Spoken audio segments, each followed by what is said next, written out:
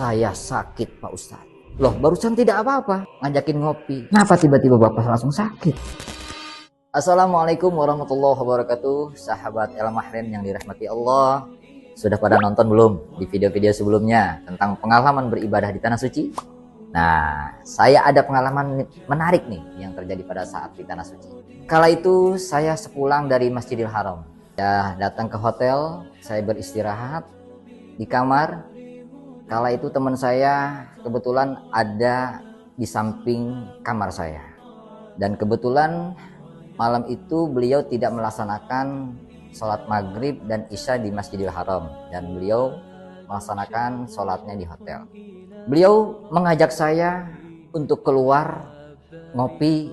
Saya bilang, mohon maaf Pak, saya baru pulang dari masjid, saya masih lelah, saya masih capek, saya perlu istirahat.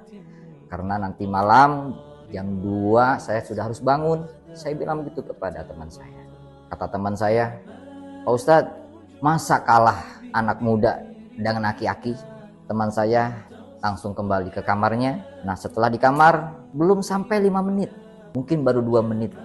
Lalu teman yang ada di kamarnya datang menghampiri saya. Beliau bilang, Pak Ustadz, itu temennya kok kenapa sakit ya? Saya bilang, barusan beliau datang dari kamar saya. Saya penasaran, saya datanglah ke kamarnya. Saya lihat ternyata benar. Beliau sedang menutupi badannya dengan selimut. Dan apa yang terjadi? Saya tanya, Bapak kenapa? Saya sakit Pak Ustadz. Loh, barusan tidak apa-apa, ngajakin ngopi. Kenapa tiba-tiba Bapak langsung sakit? Akhirnya saya bilang, Bapak, istighfar. Perbanyak istighfar. Kebetulan malam itu adalah malam terakhir kami. Esok paginya kami harus melaksanakan tawaf wada dan berangkat menuju ke tanah air. Mulai saat itu ia masih dalam keadaan sakit. Dan tawaf wadanya pun yang dilakukan tidak sempurna. Dia hanya cuma 1 putaran, setelah itu dia kembali ke hotel karena sakit meriang. Dan sampai di rumah pun info yang saya dapat, beliau sakit sampai 1 bulan.